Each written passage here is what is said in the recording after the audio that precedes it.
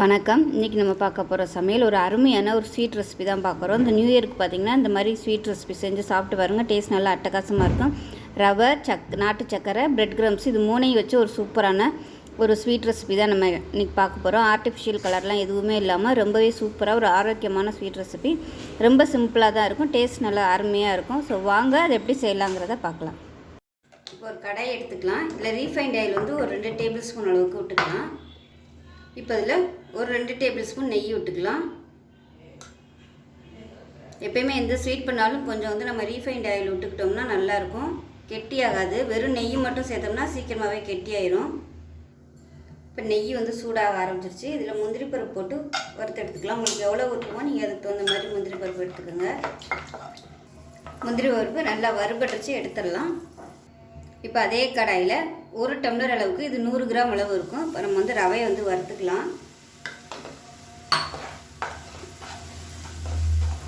இப்போ பாருங்கள், ரவை வந்து நல்லா சிவந்து வந்துருச்சு. இந்த ஸ்டேஜில் ஒரு 4 கப் அளவுக்கு எந்த டம்ளரில் ரவை எடுத்தோமோ அதே டம்ளரில் 4 கப் அளவுக்கு தண்ணி வந்து கொதிக்கிற தண்ணியாக சேர்த்துக்கோங்க.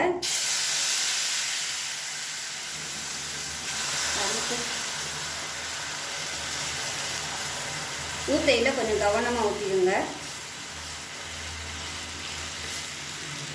பக்கத்தில் ஒரு ஆள் இருந்தாங்கன்னா ஒரு ஆள் ஊற்ற சொல்லுங்க, ஒரு ஆள் வந்து கிளறிக்கங்க. அது நல்லா கலந்துக்கலாம். இந்த ரவை வந்து நல்லாவே பிரெட் க்ரம் சேர்க்குறதுனால நம்ம தண்ணி வந்து கொஞ்சம் கூட ஊற்றினா தான் நல்லாயிருக்கும்.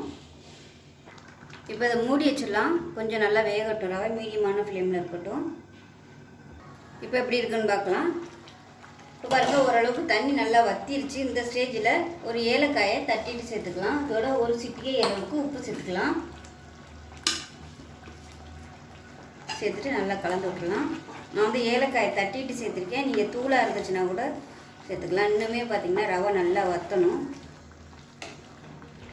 தண்ணி லேசாக வற்ற ஆரம்பிக்கும் போது கரண்டி வச்சு கிளறி விட்டுக்கிட்டே இருங்க, இல்லைன்னா வந்து அடிப்பிடிக்கும். ரொம்பவும் லிட்டு போட்டு மூடி வச்சிட்டோம்னா தண்ணி வற்றுனது தெரியாது, அப்புறம் அடி பிடிக்கும். அதனால் எடுத்துகிட்டு இந்த மாதிரி கிளறி விட்டுட்டே இருங்க. இப்போ பாருங்கள், நல்லா கெட்டி ஆயிடுச்சு. இந்த ஸ்டேஜில் பார்த்திங்கன்னா 1 டம்ளர் எந்த டம்ளரில் எடுத்தோமோ அதே டம்ளரில் சர்க்கரை சேர்த்துக்கலாம். நான் வந்து நாட்டு சர்க்கரையாக சேர்த்துருக்கேன். இது வந்து சுத்தமான சர்க்கரைங்கிறதுனால நான் வந்து அப்படியே சேர்த்துருக்கேன். இல்லைன்னா நீங்கள் சாதாரண சர்க்கரை கூட சேர்த்துக்கலாம். இப்போ அது நல்லா மெல்ட் ஆகட்டும். இப்போ சர்க்கரை வந்து நல்லா கரைய ஆரம்பிச்சிருச்சு. இந்த ஸ்டேஜில் 1 டம்ளர் அளவுக்கு பிரெட் க்ரம்ஸ் வந்து சேர்த்துக்கலாம். இது வந்து சாதாரணமாக நம்ம ப்ரெட்டு வாங்கி மிக்சியில் போட்டு அடித்து வச்சுருக்கேன். ரொம்ப சாஃப்டாக இருந்துச்சுன்னா ஃப்ரீசரில் வந்து ஒரு அரை மணி நேரம் வச்சிட்டிங்கன்னா உங்களுக்கு நல்லா அப்படியே ட்ரை ஆயிரும். ஃப்ரீசர் இல்லைன்னா கீழே உள்ள அந்த இதில் வச்சுட்டிங்கன்னா உங்களுக்கு நல்லா அப்படியே காஞ்சி போய் வந்துடும். அதுக்கப்புறமா நீங்கள் மிக்சியில் போட்டு அடிச்சுக்கலாம். இப்போ இதுவும் நல்லா வற்றி வரட்டும். இப்போ இது நல்லா சுருண்டு வந்துக்கிட்டு இருக்குது. இதில் விருப்பப்பட்ட நீங்கள் வந்து லாஸ்ட்டாக 1 டேபிள் ஸ்பூன் நெய் சேர்த்துக்கலாம்.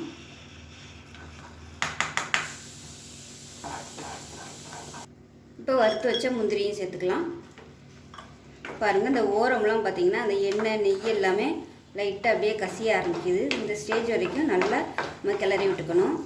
பாருங்கள், சூப்பராக வந்துடுச்சு ஒட்டாமல். இப்போ அதை அமர்த்திடலாம். இப்போ பாருங்கள், அருமையாக ரெடி ஆகிடுச்சு. ரவையும் ஒரு ப்ரெட்டையும் வச்சு சூப்பராக ஒரு கேசரி இல்லை அல்வா எப்படி வேணாலும் வச்சுக்கலாம். சூப்பராக இருக்கும். கொஞ்சம் வித்தியாசமாக இருக்கும். எப்பயும் ஒரே மாதிரி பண்ணாமல் இது மாதிரி செஞ்சு பாருங்கள், நல்லாயிருக்கும். ஸோ எந்த விதமான ஆர்டிஃபிஷியல் கலர் எதுவுமே நம்ம சேர்க்கலை. ஸோ இயற்கையான கலர்லேயே செஞ்சுருக்கோம். பார்க்கவே சூப்பராக இருக்குது பாருங்கள். இந்த நியூ இயருக்கு இது மாதிரி வித்தியாசமாக செஞ்சு பாருங்கள். செஞ்சு பார்த்துட்டு எப்படி வந்துச்சுங்கிறத சொல்லுங்கள். வீடியோ பிடிச்சிச்சின்னா லைக் பண்ணுங்கள், கமெண்ட் பண்ணுங்கள், சேனலை சப்ஸ்கிரைப் பண்ணுங்கள், பக்கத்தில் உள்ள பெல் பட்டனையும் ப்ரெஸ் பண்ணுங்கள். நன்றி.